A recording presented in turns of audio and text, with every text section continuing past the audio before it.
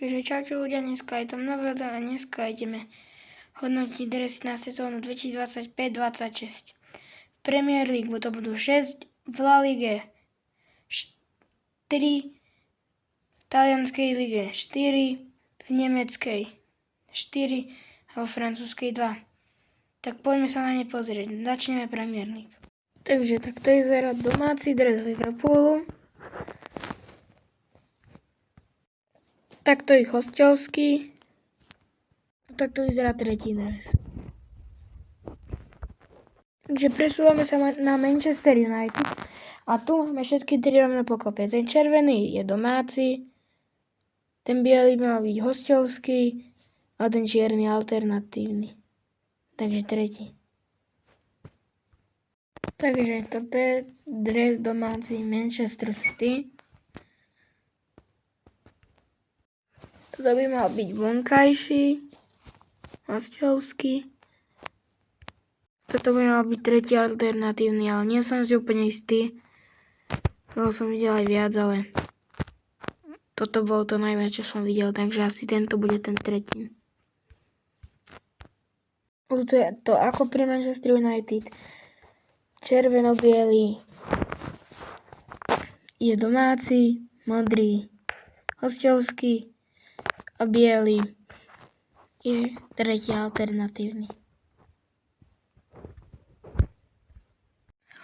A toto by malo byť Chelsea, modrý domáci, biely hostovský a čierny alternatívny. Je to aj brankársky dres, ale ten nás ani nezaujíma. A ideme na to Tottenham. Dnes tu máme tri pokope, biely domáci, čierny hostovský a nejaký žltý, tretí alternatívny. Takže 6 anglických tímov už máme a teraz ideme na 3 španielské. Znova 3 pokope, biely, klasický, domáci, čierny, hostovský a modrý, tretí alternatívny. Toto je domáci dres Atletica Madrid. Toto je hostovský. Toto by mal byť tretia sada a toto tiež som si není úplne istý. Ale už sa ideme presunúť na poslednú španielská Barcelonu. A zase 3 pokope. Domáci, červeno-modrý,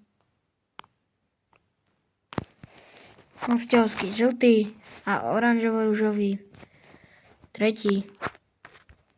Na Taliansku a toto by mal byť Inter Milano domáci dres. Toto by mal byť hostovský a toto tretí. Toto by mal byť domáci dres AC Milana. Toto hostovský. Alternatívny. To je Juventus Turín. Už viete, ktorý je domáci, hostovský a tretí. A ideme na Neapol. Toto je domáci dres Neapolu, hostovský a tretí. Takže toto je Bayern Mníchov. Vľavo hore domáci, vpravo hore hostovský a dole tretí alternatívny. To je domáci dres Borussia Dortmund. Hostovský dres Borussia Dortmund. A toto by mal byť tretí. Čo už úplne neviem či, ale tak, už poďme na Leverkusen. Toto by mal byť domáci dres Bayernu Leverkusen. Toto by mal byť hostovský. A toto by mal byť tretí dres Leverkusenu. Nie som si úplne istý, či je ten správny, čo som si nie istý u celého Leverkusenu, ale tak. To je jedno a poďme na posledný nemecký a to je RB Lipsko. Toto by mal byť domáci dres RB Lipska. Toto by mal byť hostovský. A toto by mal byť tretí dres. A teraz ideme na francúzske 2 týmy. Toto by mal byť domáci dres PSG. Hostovský. Toto by mal byť tretí. A toto je posledný tým Olympique Lyon. A toto by mal byť jeho domáci dres, hostovský a nakoniec tretí. Dúfam, že sa vám video páčilo. Jak áno, tak daj like, odber a vidíme sa na budúce.